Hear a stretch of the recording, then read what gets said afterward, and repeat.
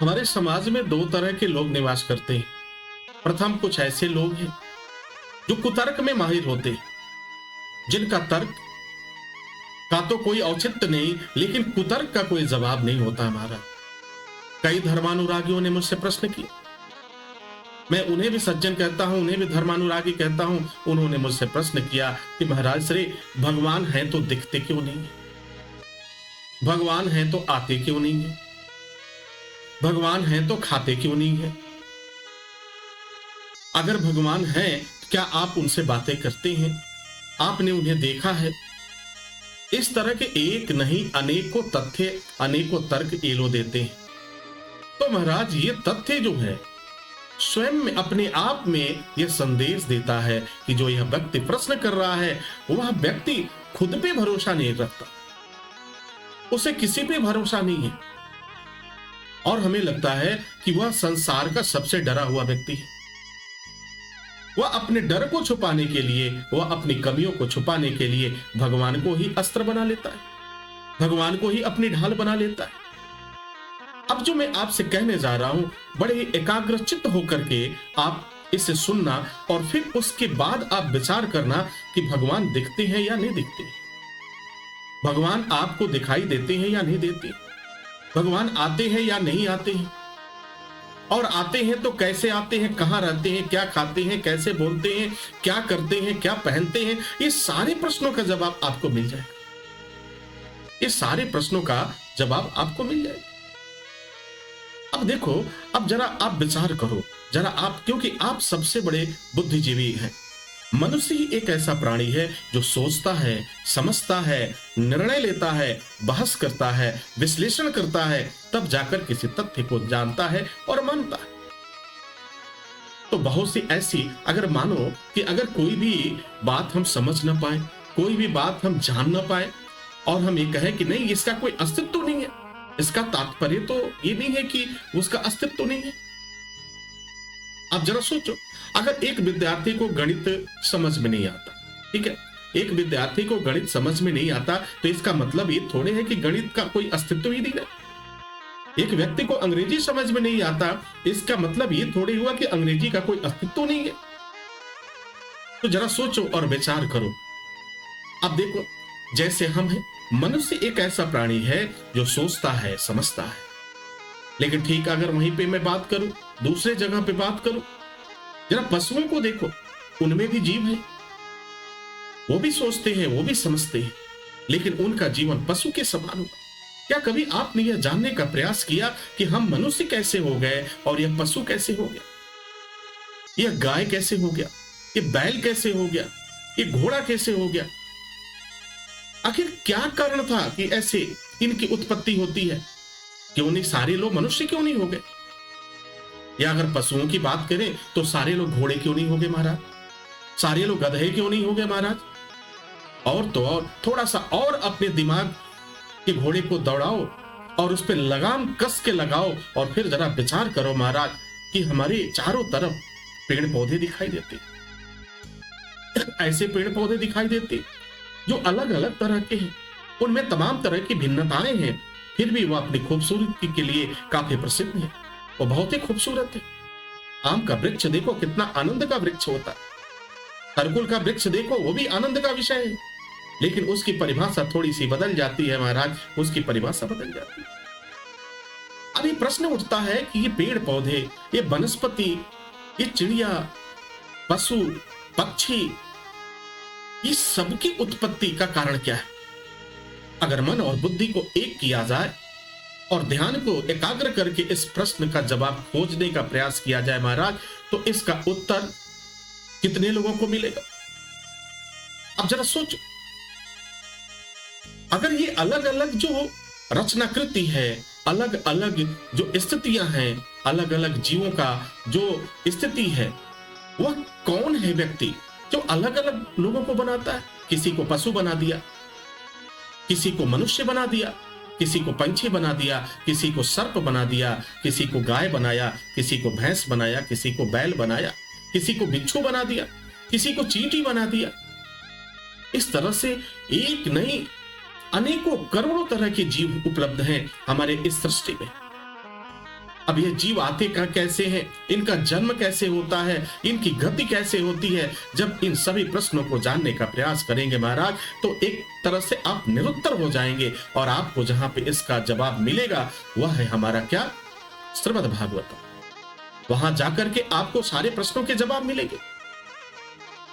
अब ये बात तो हो गया। अब बहुत से लोग कहते हैं कि महाराज श्री, अगर आपके पास कोई उचित जवाब नहीं है तो इस तरह से आप बातें करते हैं। मेरे पास तो उचित ही जवाब है। जरा किसी लकड़ी को बुलवा कर दिखाओ, लकड़ी में भी जीव है, उसे जरा बोलो कि कहो कि वह मनुष्य की भांति बोल सके।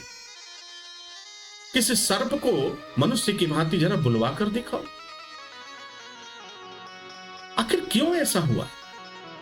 मनुष्य में भी भिन्नताएं पाई गई, पशुओं में भी भिन्नताएं पाई गई, तो अलग अलग जीव।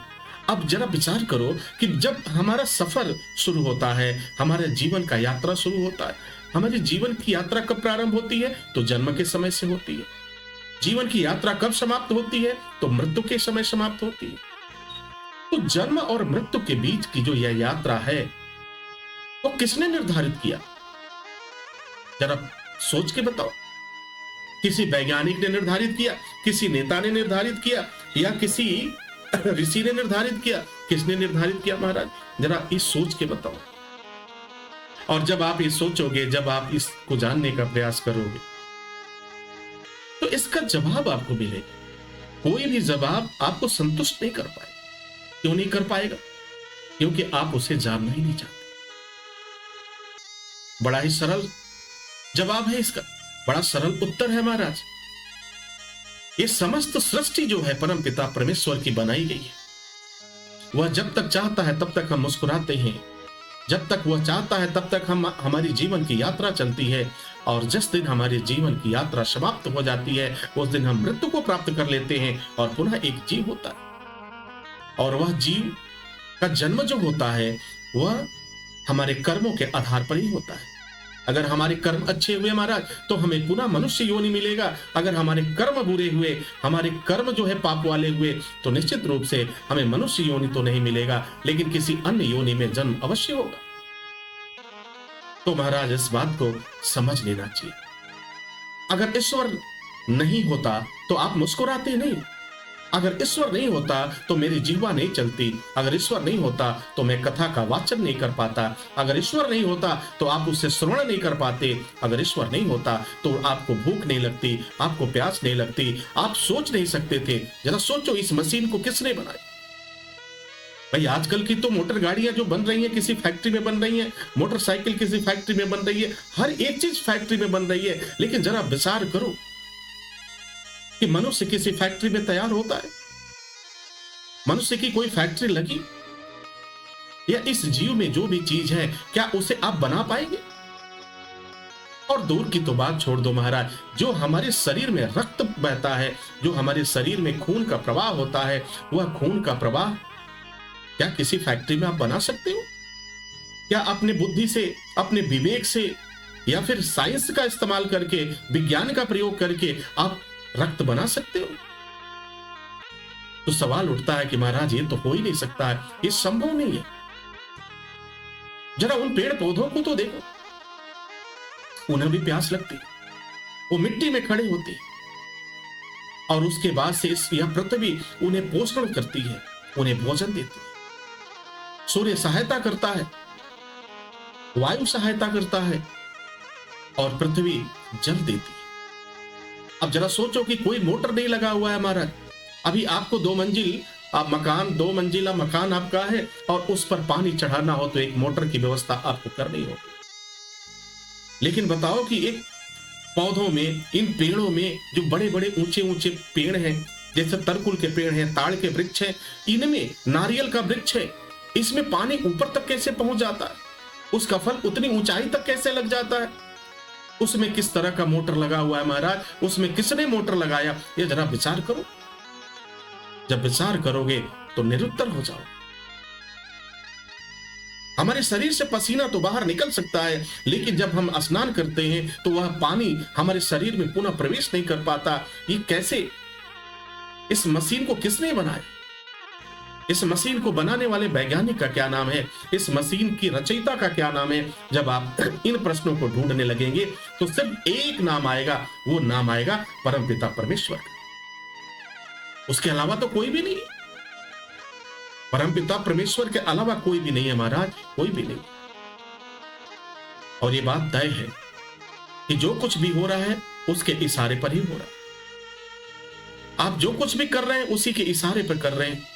हम जो कुछ भी कर रहे हैं उसके इशारे पर कर रहे हैं। अगर उसकी मर्जी है तो हमारा जीवन चल रहा है, उसकी मर्जी नहीं तो फिर हमारे जीवन के अस्तित्व संकट में आ जाए, समाप्त हो जाएंगे। तो फिर बुद्धि का इस्तेमाल करने की आवश्यकता ही क्या है। हम किसी अन्य में इस्तेमाल करें। जब सब कुछ उसने बनाया, हमने कुछ भी नहीं बनाया, तो फिर व्यर्थ का वाद और विवाद क्यों। और भगवान तो प्रतिक्षण दिखते हैं, आपको देखना चाहिए। भगवान प्रतिक्षण दिखते हैं। अब भगवान का स्वरूप जरा आप देखो। भगवान का पहला शब्द है भव, अर्थात भूमि, जो संकेत करती है कि यह भूमि क्या है, यह शाश्वत सत्य है जिसे परमपिता परमेश्वर ने स्थापित किया है, परमपिता परमेश्वर ने बनाया। तो भूमि को बनाने वाला व्यक्ति कौन? परमपिता परमेश्वर अर्थात ईश्वर। ग शब्द आता है भगवान में, दूसरा जो अक्षर आएगा वह ग आएगा। ग का मतलब क्या होता है? गगन। जो आप ऊंचाइयां देखते हैं, जो गगन देखते हैं, वो क्या है? वो गगन, आसमान, वो भी तो आपको दिखाई देता है। और उसके बाद से जो शब्द आता है, वा शब्द आता है। वा का मतलब होता है वायु। वा का मतलब क्या हो गया? वायु। अगर वायु न रहे, ऑक्सीजन न रहे, तो क्या आपका जीवन चलेगा? अरे जरा सोचो कि जिस वैज्ञानिक ने बनाया, ये वायु को अनिवार्य कैसे कर दिया। भोजन नहीं मिलेगा, जीवन चलेगा। जल नहीं मिलेगा, आपको जीवन चलेगा। लेकिन महाराज वायु के बिना कितने देर तक आप जीवित रहेंगे? 5 मिनट भी आप जीवित नहीं रह सकते, 10 मिनट भी आप जीवित नहीं रह सकते। वायु। अब प्रश्न उठता है, वायु बनाया किसने? तो सीधा सा सवाल प्रश्न है, परमपिता परमेश्वर ने। परमपिता परमेश्वर की देन है। और भगवान में जो अंतिम अक्षर आता है महाराज, वह होता है न। और न का मतलब होता है नीर। नीर का मतलब होता है जल। अब प्रत्यक्षम किम प्रमाण, जो प्रत्यक्ष दिखाई दे रहा है उसे किसी प्रमाण की आवश्यकता नहीं महाराज, उसे प्रमाण की आवश्यकता नहीं है। और अगर इतने वक्तव्य के बाद, इतने विश्लेषण के बाद भी अगर कोई न समझ पाए, तो उसे हम तो यही कहेंगे कि परमपिता परमेश्वर उसे सद्बुद्धि दे, परमपिता परमेश्वर उसे मार्ग दिखाए। जब सब कुछ देख रहा है, हर एक जीव को दिख रहा है, भगवान तो हर जगह दिख रहे हैं। तभी तो कहा गया भगवान तो कण कण में वास करते हैं महाराज, वह हर क्षण निवास करते हैं। आप जहां है वहां भगवान है।